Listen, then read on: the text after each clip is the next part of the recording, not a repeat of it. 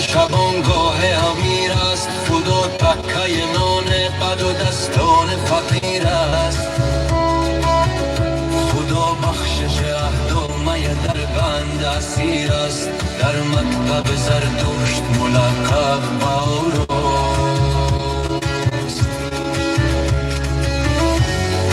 از جمله ارکان و حدود است که یکتاست، الله همان یهوه موسیست که پیداست.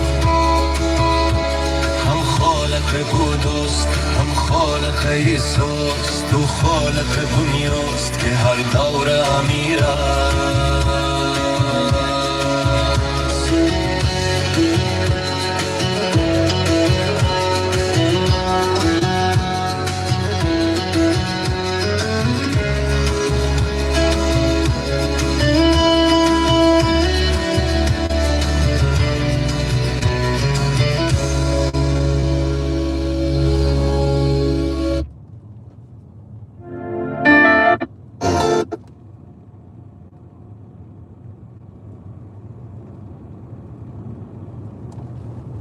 دقت میکنی نور خدا داخل خانه است، در مسجد و در کعبه و دنبال چی هستی؟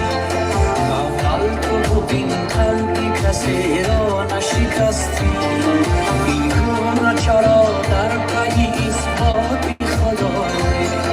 همسایه ما گشنه و ما سیر بخوابی، در مسجد و در کعبه و دنبال چی هستی؟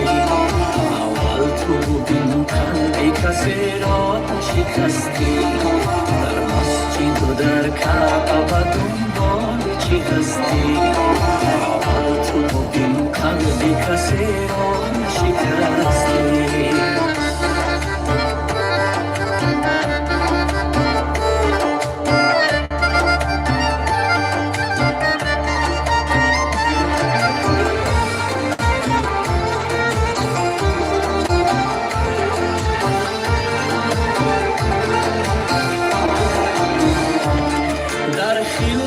ما راز و معمای خدا چیست؟